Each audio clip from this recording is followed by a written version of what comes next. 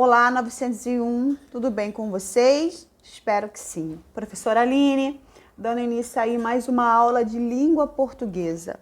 Vale ressaltar que é o nosso último módulo, né? Nosso último capítulo, 10, que vai falar sobre processos de formação das palavras. Bem, nós vimos na aula anterior sobre estrutura das palavras. O que isso aborda, professora? Quando eu tenho um radical, que é uma palavra invariável, né? Quando eu tenho uma vogal temática, as desinências de número pessoa, né? Quando eu tenho um afixo, né? Que é o prefixo, sufixo, que junto com um radical formam palavras novas, não é isso? Deixa de ser uma palavra primitiva e torna-se outras palavras derivadas. Então, a aula de hoje é uma continuação da aula passada. Porém, a professora achou melhor fazer em 2 vídeos separados para não ficar algo muito longo e cansativo, ok? Então, vamos dando início aí a mais uma aula. Existem 2 processos principais pelos quais se formam as palavras. É a derivação e a composição. Bem, na composição, divide-se em justaposição e aglutinação. Tranquilo? Na derivação, divide-se em prefixal, sufixal, prefixal e sufixal, parasintética, regressiva e imprópria. Eu estive olhando a apostila de vocês e não está falando da prefixal e sufixal, tá? Existe e é muito importante que vocês copiem ela num caderno, que eu vou cobrar prefixal e sufixal, tá? Não está na apostila de vocês. Coloquem no caderno ou no verso da apostila, não tem problema. Então, é importante saber isso, que o processo, né, de formação das palavras são 2, composição e derivação. A composição divide-se em justaposição e aglutinação, que nós vamos ver mais à frente. A derivação em prefixal, sufixal, prefixal e sufixal, que trabalham simultaneamente. Parasintética, regressiva e imprópria. Primeiro processo de formação de palavras. As palavras podem ser formadas por composição, união de 2 ou mais radicais. Falamos isso. Justaposição. As palavras não sofrem alterações fonológicas. O que isso quer dizer? Eu vou pegar uma palavra, um radical, e vou juntar com outro radical, vou fazer essa junção para formar uma nova palavra e não vai ter alteração no som, tá? O som vai se manter perfeitamente, que é o caso aí de pontapé. Eu pego o ponta, né? E junto com a palavra pé. Então, pontapé, observe que formou uma palavra, uma nova palavra, não é isso? Sem alteração no som. O som se manteve o mesmo. Bate-papo. Essa palavra aí, pelas regras de hífen, ela tem hífen sendo uma palavra composta, tá? Então, pelas regras de hífen, ela é uma palavra composta. Eu pego bate, junto com papo, né? Formei o quê? Uma nova palavra. Passatempo, a mesma coisa. Eu pego a palavra passa, mais tempo, junto as duas, né? E formei o passatempo como girassol. Então, a justaposição, o processo de composição por justaposição, as palavras não sofrerão alterações fonológicas, alterações no som. Tranquilo? Por aglutinação, as palavras sofrem alterações fonológicas, é o contrário. Exemplo, perna alta. Eu tenho perna mais alta. Observei aí que eu perdi, houve uma alteração. Perna alta. Eu não falo perna alta, é a junção de perna mais alta. Eu tive uma perca de um som. Aguardente é água ardente. Observe aí que eu perdi uma vogal. Concorda comigo? Planalto é plano alto. Observa também que quando eu separo, fica palavras diferentes. E quando eu junto, perde, né? Tenho essa perca sonora. Então, toda vez que eu tenho perca sonora, que meu som, minha palavra sofre alteração, eu estou falando de composição por aglutinação. É igual fidalgo. Fidalgo quer dizer filho de algo. Mas quando eu junto tudo para formar a palavra fidalgo, eu perco esse D aí, que é essa preposição. Então, a perca, tá? De sons. Então, quando há perca de sons, eu vou classificar como composição por aglutinação.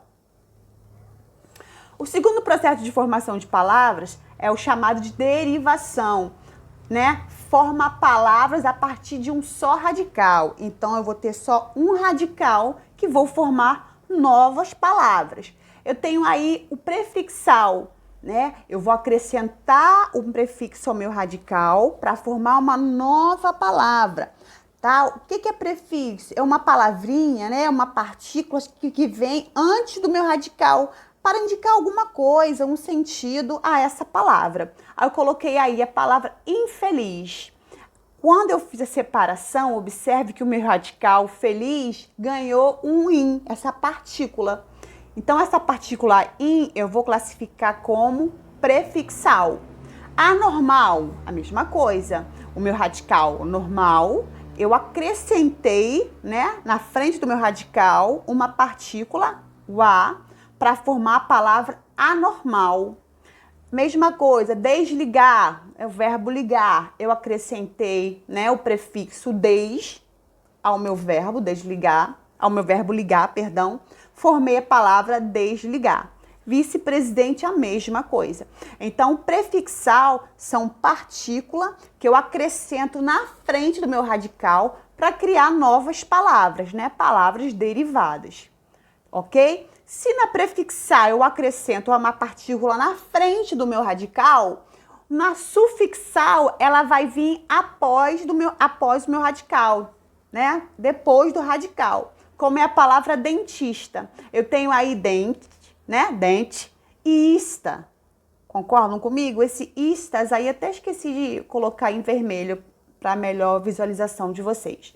Esse istas aí é o meu sufixo, tá? Que está presente ao meu radical dente, que vem dentista, né? Uma profissão.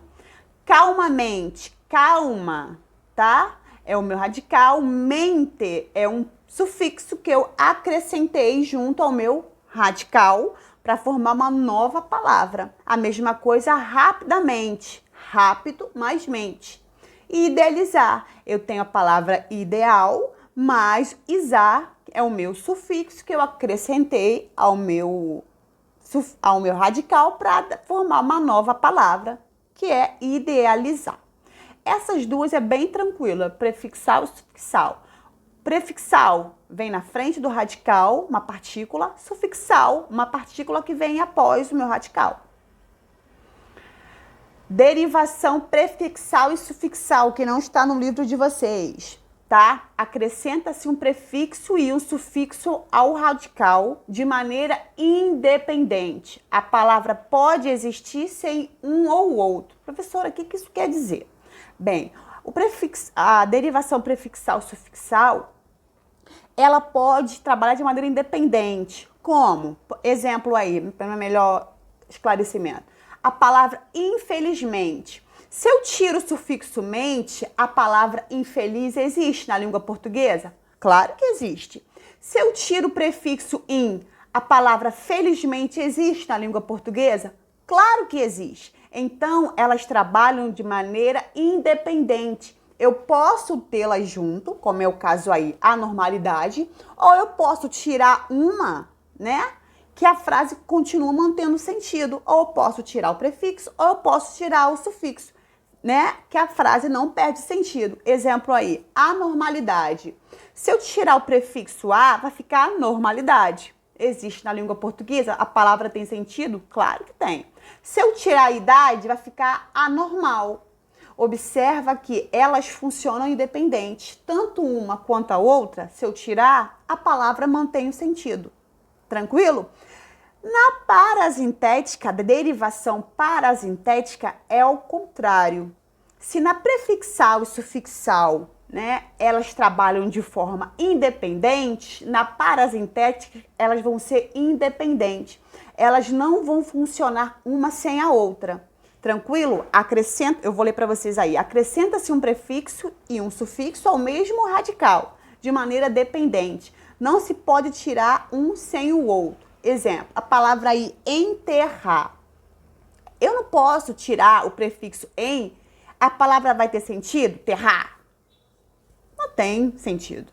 Se eu tirar o sufixo ar, enter, tem sentido? Não tem sentido. A palavra emagrecer. Se eu tiro esse e, emagrecer, tem sentido? Alguém fala assim? Ah, vai emagrecer? Não tem. E se eu tirar o sufixo ser, emagrer, tem sentido? Não. Então, a diferença está aí. Na prefixal e sufixal, a palavra, eu posso tirar tanto o sufixo como o prefixo, que a palavra se mantém, a estrutura tem sentido completo, a frase tem sentido. Na parasintética, eu não posso tirar, tá? O prefixo e o sufixo são, vamos dizer, obrigatórios, porque se eu tiro um deles, a palavra deixa de existir na língua portuguesa, a palavra perde o seu sentido completo. Tranquilo? A diferença entre as duas? Prossigamos aí. Derivação regressiva. Substantivos abstratos indicando ação formados a partir de verbos. Então, na minha derivação regressiva, eu vou ter substantivos, né? Que vão vir de verbos de ação, tá? Verbos que expressam movimento. Exemplo, compra é um substantivo que vem do verbo comprar. Esse processo que eu pego um verbo e transformo em um substantivo, eu dou o nome de derivação regressiva. Tranquilo? Corte vem do verbo cortar. Choro é um substantivo, vem do verbo chorar. Mergulho é um substantivo, vem do verbo mergulhar. Então, na derivação regressiva, eu terei substantivos abstratos que vêm de verbos de ação. Tranquilo? Derivação imprópria. Mudança de classe gramatical de uma palavra sem que sofra alteração em sua forma. Exemplo, professora. Sempre que eu perguntar para vocês assim, viver. Ah, viver. Qual a classe gramatical de viver? Vocês vão falar assim, professora, viver é um verbo. Entretanto, se eu coloco um artigo na frente desse verbo, esse verbo já não é verbo, esse verbo passa a ser um substantivo. Como assim, professora? Porque o artigo tem o poder de substantivar a palavra que vem depois dele. Então, a derivação imprópria, ela vem de classes gramaticais, de palavras de classes gramaticais, que através do artigo, elas têm a mudança, né? A sua função mudada. Exemplo, recebi um não como resposta. Se eu perguntar qual é a classe gramatical do não, vocês vão falar que é um advérbio de negação. Estão certos? Correto? Advérbio de negação. Porém, eu tenho um artigo aí indefinido um. Esse artigo aí me indica que esse não deixa de ser um advérbio e passa a ser um substantivo. Então, a derivação imprópria, ela tem esse poder de substantivar, ou seja, verbo, advérbio, adjetivo, em palavras, transformando, né, melhor dizendo, em substantivos. Tranquilo, gente? Essa é a diferença. Bem, a nossa aula, ela não é difícil, é uma aula muito tranquila, é um conteúdo muito tranquilo, mas requer certa atenção da parte do aluno em classificá-la. Por isso, a professora vai estar disponibilizando exercícios para fixarmos, porque esse é um conteúdo que eu vou cobrar agora na atividade avaliativa de vocês. Espero que tenham entendido a nossa aula. Caso ainda tenha dúvida, me chama no privado no dia das nossas aulas ou até mesmo depois, que eu não tenho problema em atendê-los. O importante é sanar, né, qualquer dúvida ainda existente. Ok? Um forte abraço, meus queridos. Fiquem na paz.